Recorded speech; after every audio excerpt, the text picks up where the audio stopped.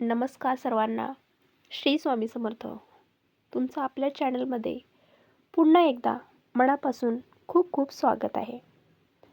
भक्तांनो, उद्या महाशिवरात्री, हिंदू धर्मातील सर्वात मोठा आणि पवित्र सण. भगवान शिव आणि माता पार्वती यांच्या मिलनाचा हा महामंगलमय सोहळा.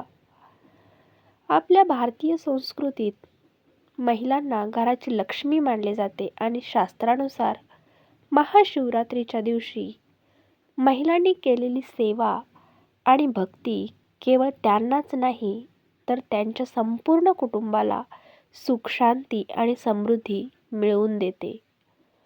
पण अनेकदा आपल्याला प्रश्न पडतो की उद्या महाशिवरात्रीला नेमकं काय करावं किंवा घरात कोणती कामं आवर्जून करावीत ज्यामुळे महादेवांची कृपा आपल्याला होईल.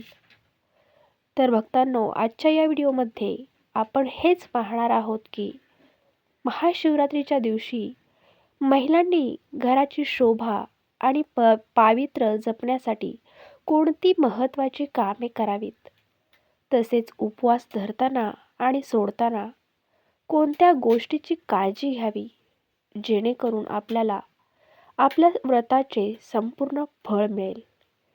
व्हिडिओ शेवटपर्यंत नक्की पहा, कारण यामध्ये आपण अशा काही छोट्या छोट्या पण गोष्टी, महत्त्वाच्या चुकांबद्दलही बोलणार आहोत ज्या महिलांनी या दिवशी टाळल्या पाहिजेत. चला तर मग सुरू करूया आजचा हा आपला खास विषय. त्याआधी कमेंट्समध्ये हर हर महादेव लिहायला विसरू नका. भक्तांनो, आता वळूया एका अशा प्रश्नांकडे जो प्रत्येक महिलेच्या मनात असतो की महाशिवरात्रीला केस धुवावेत का, किंवा उपवासाच्या दिवशी केस धुणं शास्त्रानुसार योग्य आहे का. तर भक्तांनो, हिंदू धर्मात कोणत्याही मोठ्या सणाला किंवा व्रताला शुद्धता अत्यंत महत्त्वाची असते आणि महाशिवरात्रीसारख्या महान पर्वावर शरीराची आणि मनाची शुद्धी होणं खूपच गरजेचं असतं. याबद्दलचे काही महत्त्वाचे नियम समजून घ्या. आदल्या दिवशीची तयारी करा. शक्य असल्यास महाशिवरात्रीच्या आदल्या दिवशीच म्हणजेच त्रयोदशीला डोकं धुणं किंवा केस धुवून स्वच्छ व्हा, जेणेकरून शिवरात्रीच्या दिवशी तुम्ही पहाटे उठून मंगल स्नान करून थेट पूजेला बसू शकता. महाशिवरात्रीच्या दिवशी केस धुणे म्हणजेच जर काही कारणास्तव तुम्हाला आदल्या दिवशी केस धुता आले नाहीत तर तुम्ही महाशिवरात्रीच्या दिवशी सूर्योदयापूर्वी म्हणजेच ब्रह्ममुहूर्तावर केस धुवून स्नान करू शकता. सूर्योदयानंतर किंवा दुपारच्या वेळी केस धुणे उपवासाच्या दिवशी टाळावे असे मानले जाते. आणि जर एखाद्या महिलेला मासिक पाळी आली असेल तर त्यांनी चौथ्या किंवा पाचव्या दिवशी शुद्ध स्नानासाठी केस धुण्यास हरकत नाही.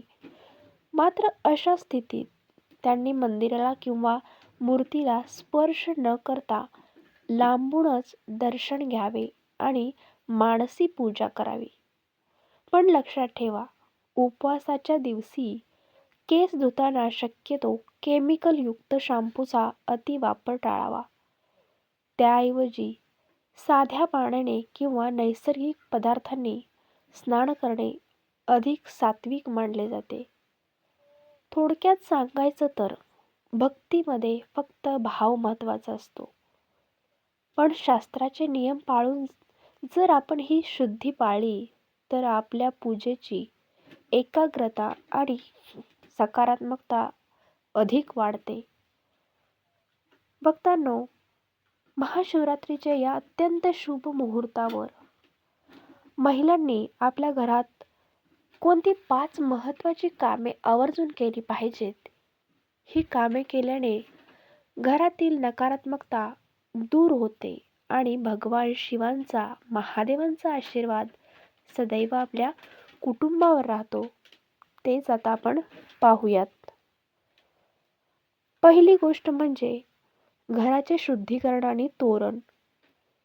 सकाळी उठल्यावर सर्वात आधी घर स्वच्छ करा आणि घराच्या आपला जो मुख्य दरवाजा असतो त्या दरवाजाला आंब्याच्या पानांचे किंवा अशोकाच्या पानांचे तोरण लावा आणि दरवाजासमोर सुंदर अशी रांगोळी काढा. शास्त्रानुसार ज्या घराचा उंबरठा स्वच्छ असतो ना आणि सजवलेला असतो तिथेच शिवशक्तीचा प्रवेश होतो. दुसरी गोष्ट म्हणजे उंबऱ्यावर दिवा लावा.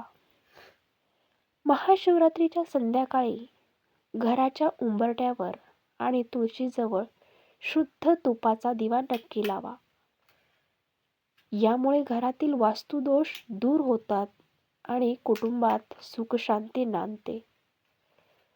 तिसरी गोष्ट आहे महादेवाला प्रिय वस्तूंचा अभिषेक.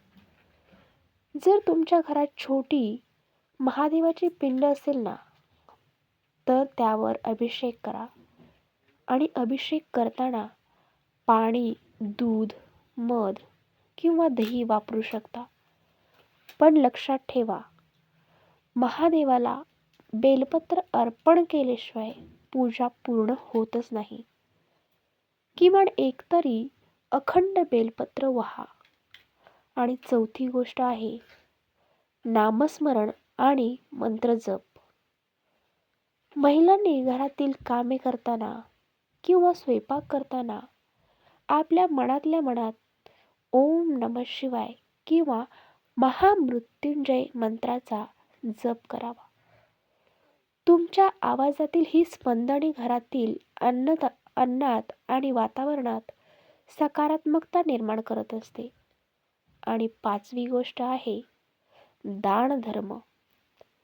महाशिवरात्रीला दानाचे विशेष महत्त्व आहे. आपल्या क्षमतेनुसार एखाद्या गरजूला पांढरे पदार्थ जसे की दूध, तांदूळ, साखर किंवा फळांचे दान करा. असे म्हणतात की या दिवशी केलेले दान 1000 पटीने परत मिळत असते आपल्याला. मैत्रिणींनो, भक्तांनो, ही छोटी छोटी कामे तुमच्या घरात आनंदाचा आणि समाधानाचा वर्षाव करतील. तुम्ही यापैकी कोणती गोष्ट दरवर्षी न चुकता करता मला कमेंटमध्ये नक्की सांगा. आता सर्वात महत्त्वाचा भाग म्हणजे उपवास. उपवास सोडण्याची शास्त्रोक्त पद्धत म्हणजे अनेकांना वाटतंय की दिवसभर आपण उपवास केला की रात्री किंवा दुसऱ्या दिवशी सकाळी काहीही खाल्लं तरी चालतं. पण मैत्रिणींनो, भक्तांनो, उपवास सोडताना जर तुम्ही योग्य पदार्थांचा वापर केला तरच त्या व्रताचं पूर्ण आपल्याला फळ मिळत असतं. तर महाशिवरात्रीचा उपवास हा पारण केल्याशिवाय पूर्ण होतच नाही. शक्यतो दुसऱ्या दिवशी सकाळी सूर्योदयानंतर हा उपवास सोडावा. आणि उपवास सोडताना बेलाच्या फळाचा गर किंवा त्याचा जो रस असतो ना, त्याचे जे सरबत असते ना, ते घेणे अत्यंत शुभ मानले जाते. जर ते उपलब्ध नसेल तर साध्या पाण्याने आणि फळांनी सुरुवात करा. उपवास सोडताना एकदम तिखट किंवा मसालेदार अन्न खाऊ नका आणि सुरुवातीलाच हलका आहार जसे की मूग डाळीची खिचडी किंवा वरण भात घेणे पचनासाठी आणि आपल्या आरोग्यासाठी सुद्धा उत्तमच आहे. लक्षात ठेवा भक्तांनो, जेव्हा आपण श्रद्धेने उपवास करतो ना आणि योग्य रीतीने तो सोडतो ना, तेव्हाच आपल्या शरीरातील आणि मनातील सात्विकता वाढते आणि महादेवाची पूर्ण कृपा आपल्याला प्राप्त होते. तर भक्तांनो, या महाशिवरात्रीला ही सर्व कामे नक्की करा आणि आपल्या कुटुंबात सुख समृद्धी आणा. चला तर मग, तुम्हाला हा व्हिडिओ कसा वाटला? माहिती आवडली असेल तर नक्की लाईक करा आणि तुमच्या मित्रमैत्रिणींसोबत हा व्हिडिओ शेअर करायला विसरू नका. अशाच नवनवीन माहितीसाठी आपल्या चॅनलला सबस्क्राईब करा. चला तर मग पुन्हा भेटूया एका नवीन विषयासोबत. तोपर्यंत सर्वांना महाशिवरात्रीच्या खूप खूप शुभेच्छा. हर हर महादेव.